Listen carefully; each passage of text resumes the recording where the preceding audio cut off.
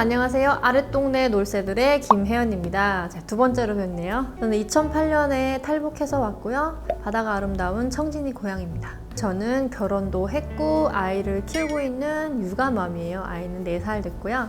그래서 결혼한 지는 지금 4년 정도 됐는데 오늘은 그래서 나만의 결혼 문화에 대해서 얘기를 해보려고 합니다. 제가 처음에 좀 당황스럽고 좀 충격받았던 나만의 결혼 문화, 이번에도 5가지로 준비를 해봤어요. 첫 번째는 결혼 정보 업체예요. 처음에는 도대체 뭘 하는 업체인가?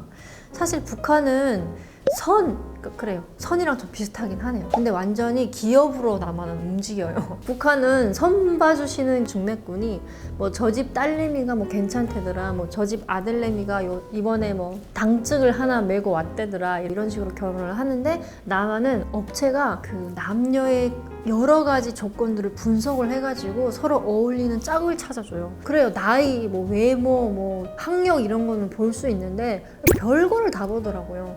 이 사람이 대머리 이런 것도 보고, 부모님의 재산에 대해서도 보고, 지금 갖고 있는 집이 몇 채인가, 현금 자산은 얼마인가, 어느 대학교에 나와서 뭐 이렇게 다 디테일하게 나눠가지고 급을 만들어요. 1등급부터 예를 들면 10등급까지.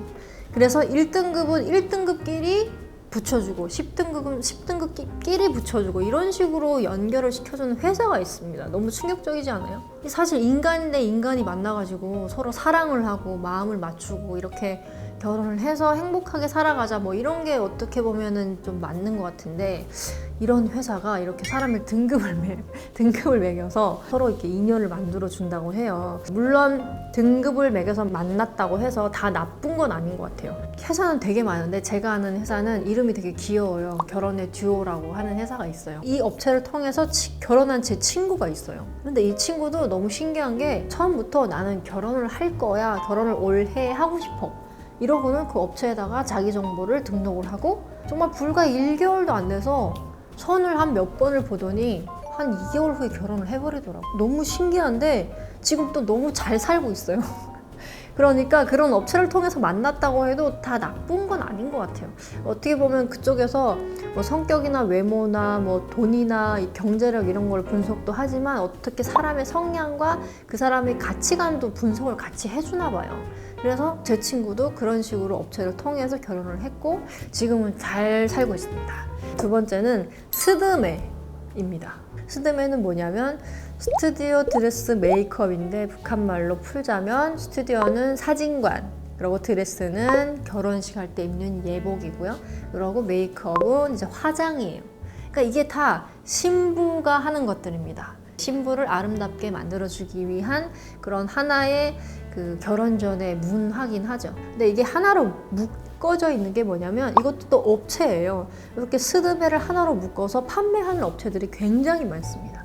가격은 뭐 100만 원에서 뭐 연예인 같은 경우에는 몇 천만 원 호가를 하는 그런 스드메를 한다고 하더라고요. 되게 비싸죠. 북한은 사실 뭐 위대한 수령님 동상에 가서 이렇게 꽃다발 드리면서 사진 찍고, 그리고 사진 찍기 그게 나고 가족들이랑 사진 찍고, 예복 같은 경우에도 저고리 입잖아요. 남자는 양복이나 군복을 입고, 그리고 뭐 메이크업 같은 경우에도 엄마가 막 해주거나, 아니면 동네 그 중매하시는 분들, 그런 분들이 전문 메이크업 잘 하시는 분들이니까 그런 분들이 막 해주고 이러잖아요. 근데 여기는 그런 업체들이 다 있어요. 가격도 굉장히 100만 원부터 높은 고가대로 나눠져 있고.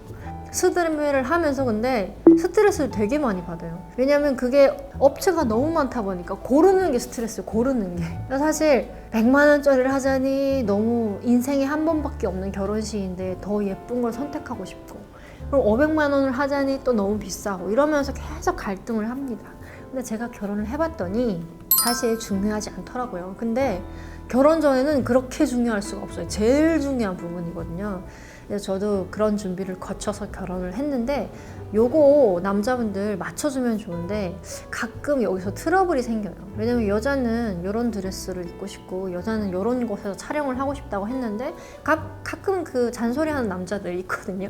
아, 이건 좀 아니지 않아? 이 드레스보다는 이 드레스가 예쁠 것 같은데? 라고 하면 안 돼요. 무조건 스드메는 여자에게 맞춰줘야 됩니다.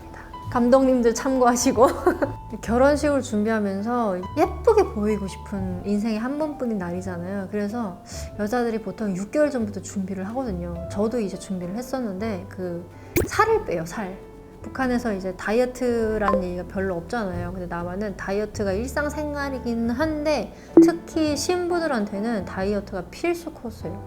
제 친구 같은 경우에도 한 10kg를 뺀다고 한 3개월 전부터 식단 조절을 하고 아예 고기를 끊고 그런 식으로 힘겹게 그 드레스 한 번 입겠다고 그런 식으로 하거든요.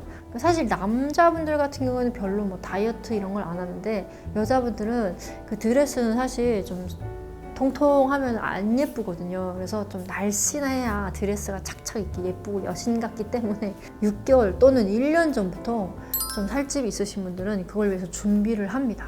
세 번째는 북한에서도 하는 건데 상견례예요. 북한에서도 비슷하게 부모님들끼리 서로 만나서 밥 먹고 이런 거 하긴 하잖아요. 근데 여기는 이게 필수 코스로 또 자리 잡고 있는데 결혼을 우리가 하겠다라고 하면 일단 부모님한테 말씀을 드려요. 말씀을 드려서 상견례를 잡습니다. 그 상견례 자리에서 뭐 결혼식은 어디서 했으면 좋겠고 뭐 며칠에 했으면 좋겠고 예물은 어떤 걸 준비했으면 좋겠고 집은 누가 했으면 좋겠고 이런 디테일한 것들을 상의를 해요. 근데 사실 이렇게 잘 됐으면 좋겠는데 상견례에서 의의가 상하는 경우가 되게 많아요. 저 같은 경우에는 사실 부모님이 제가 안 계시기 때문에 북에서 돌아가셨기 때문에 상견례를 거치지 않고 남편 쪽 부모님들과 그냥 식사만 하면서 했지만 제 친구 같은 경우에도 상견례 자리에서 의의가 상해가지고 결혼을 못 간 친구들도 있거든요. 왜냐하면 여자네 집은 좀 이제 그냥 수수하게 그냥 너희들이 행복하게 살아라 이런 식으로 결혼했으면 좋겠는데 뭐 남자네 집에서는 말도 안 되는 걸 요구를 하는 거야. 왜냐하면 남편의 엄마죠. 시어머니 될 사람한테 다이아 반지를 해줘야 된다거나 뭐 집은 뭐 몇 억짜리를 준비해야 한다거나 이런 말도 안 되는 것들을 부모님들이 요구를 하시기 때문에 아예 그 결혼의 문턱에 가보지도 못하고 상견례 자리에서 연애를 잘 하고 있던 커플이 헤어지는 경우도 되게 많습니다. 그리고 상견례도 꼭 좋은 데 가서 식사를 하시더라고요. 그러니까 평소에는 그냥 삼겹살집 가서 드시는데 상견례는 무슨 뭐 호텔이나 되게 비싼데 그런 데 가서 이제 딱 부모님 차려입고 그런 식으로 상견례를 하시더라고요. 사실 북한은 그런 거 없잖아요. 뭐 선을 봤어요. 그럼 부모님들끼리 뭐 남편이 될 집에 가서 만난다거나 아니면 뭐 여자 집에 가서 만난다거나 그런 식으로 얼굴 보고 그냥 인사하고 사돈 이렇게 하고 그냥 끝나잖아요. 근데 여기는 굉장히 격식 있게 그런 식으로 해가지고 좋은 쪽도 있는데 서로 안 맞으면은 결혼도 못 가고 깨지는 커플들이 다수 있다고 합니다. 사실 북한 같은 경우에는 여자는 이불 그리고 그릇 이런 거를 해오고 남자는 집을 해오고 아니면 당증을 메고 와야 된다는 게 있어요. 근데 남한은 요즘은 반반 한다고 하더라고요. 보통 남자가 집을 하는 경우도 많기는 한데 요즘은 부모님 그 돈을 안 받고 결혼 전까지 모은 돈을 서로 합쳐가지고 그 돈으로 집도 구하고 가전제품도 구해서 사는 부부들 그리고 축의금까지 합쳐서 그렇게 새로운 시작을 하는 부부들이 많다고 합니다. 저희도 그런 것 같아요. 저희도 이제 부모님 도움 없이 둘이서 모은 돈을 가지고 새롭게 시작을 했거든요. 근데 제 친구들도 그런 경우가 되게 많아요. 그래서 북한은 사실 무조건 여자는 이불은 꼭 해야 되고 그래서 엄마들이 북한은 딸이 결혼하기 전에 한 몇 년 전부터 그 소미불 준비하는 게 굉장히 필수 코스고 되게 정성스럽게 준비를 하거든요. 막 꽃, 막 무늬 있는 이런 이불 준비하고 그릇도 딸내미가 결혼한다 그러면 10년 전부터 모아요. 남한은 사실 뭐 돈 주면은 다 사니까 요즘은 그냥 돈을 모아가지고 그런 식으로 둘이 같이 새로운 시작을 한다고 합니다. 자, 네 번째 예식장 문화인데요. 북한은 결혼식을 2번 하잖아요. 남편 집 쪽에 가서 하고 여자 집 쪽에 가서 하고. 근데 이거 남한은 예식장을 밖에서 구해가지고 거기서 이제 결혼을 해요. 근데 예식장이 굉장히 뭐 예쁘고 좋은데 일단 예식장을 잡으려면 보통 돈이 한 500만 원 정도 다 돈이에요. 그러고 예식장을 좋은 데를 잡으려면 3년을 기다리는 사람들도 있다고 해요. 그러니까 좋은 예식장 또 인기 많은 예식장들은 결혼하실 분들이 다들 이제 대기를 하기 때문에 서로 기다려서 결혼을 한다고 해요. 그래서 내가 결혼을 뭐 내일 하고 싶어 해도 못해. 왜냐면 예식장이 없기 때문에. 되게 북한이랑은 많이 다른 것 같아요. 북한은 그냥 집에 와서 음식 잔치 음식이라고 하죠. 국수나 뭐 떡치고 뭐 고기 굽고 뭐 전 굽고 이런 식으로 해가지고 식구들 놀러 오고 친구들 놀러 오고 그리고 지인분들 몇 명 와가지고 잔치를 벌리잖아요. 너희들 축하한다 이런 식으로 잔치를 하고 그냥 잘 살아라고 덕담 몇 마디 해주고 이런데 남한은 그렇지 않아요. 남한은 예식장에서 예식을 하고 다 갇혀 있고 와서 행사처럼 진행을 합니다. 되게 정이 없더라고요, 저는.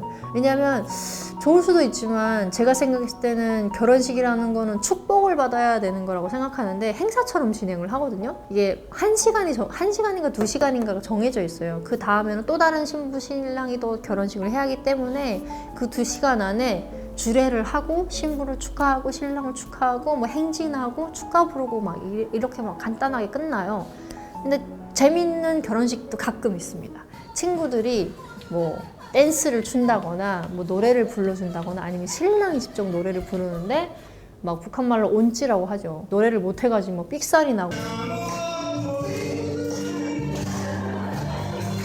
그러고 북한은 잔치 음식을 먹잖아요. 근데 남한은 예식이 끝나면 뷔페를 먹어요. 뷔페가 뭐냐면 갖가지 음식들이 이렇게 쫙 코스로 있는데 자기가 먹고 싶은 거를 골라서 담아서 먹는 게 뷔페예요. 여기서 식사를 하고 이제 정없이 빠빠이 하고 이제 갑니다. 북한처럼 뒤풀이나 이런 것들이 별로 없는 것 같아요. 요즘 그런 친구들이 많다고 해요. 결혼식이라는 게 사실은 아까도 얘기해드렸듯이 하나의 행사잖아요. 친구가 또 없다는 걸 또 부끄럽다고 생각하는 친구들이 가끔 있더라고요. 내가 친구가 10명뿐이 안 돼. 근데 나는 친구가 한 50명이 있는 사람으로 보였으면 좋겠어. 그러면은 그런 업체가 또 있습니다. 그래서 친구 대역, 이런 대역들을 돈 주면은 쓸 수가 있어요. 그런 식으로 대역을 만들어서 친구가 내 친구가 아닌데 내 친구처럼 나랑 이제 결혼식 할 때 사진을 같이 찍고 이렇게 결혼을 하는 문화도 있다고 해요.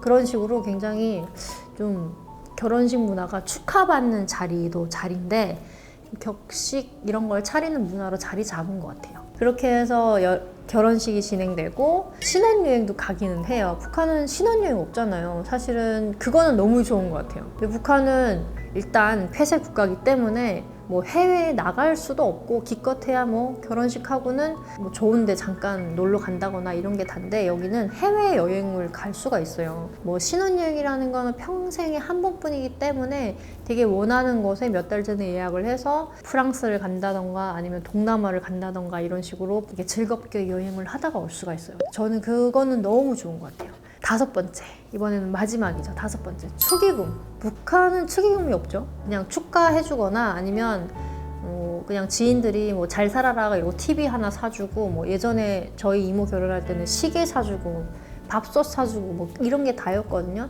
근데 남한은 축의금이 있어요. 축의금이 뭐냐면 결혼식에 갈 때 거기다가 이름을 써서 나 얼마 냈다 이렇게 봉투에다가 이름과 함께 안에다가 돈을 넣어가지고 결혼식장 앞에서 그거를 내고 식권을 받아가지고 들어가요. 그럼 그 식권으로 아까 전에 말씀드렸던 뷔페를 먹는 거거든요. 그 축의금이 보통 5만 원에서 뭐 20만 원, 많게는 30만 원까지 있어요. 근데 웃긴 게 축의금이 들어왔는데 그거를 일일이 이 친구가 얼마를 했는지를 적고 있더라고요. 근데 적을 수밖에 없는 게 왜냐면 다 빚이에요. 다시 돌려줘야 돼요. 저희한테 축의금을 했던 그 친구가 만약에 결혼을 한다. 그러면 그 친구한테 똑같이 20만 원을 다시 줘야 되는 거예요. 근데 만약에 능력이 되면 30만 원 줄 수도 있지만 어쨌든 그런 식으로 쌤 주고받습니다. 1, 2년치 벌이를 결혼하면서 하는 경우들이 되게 많아요. 그리고 부모님들도 자식을 보내면서 한몫 챙기시는 부모님들이 되게 많다고 들었습니다.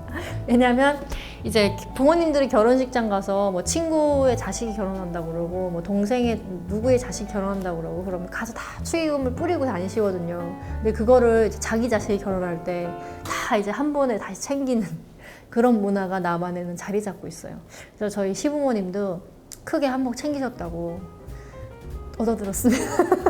아무튼 그런 식으로 장난이고요.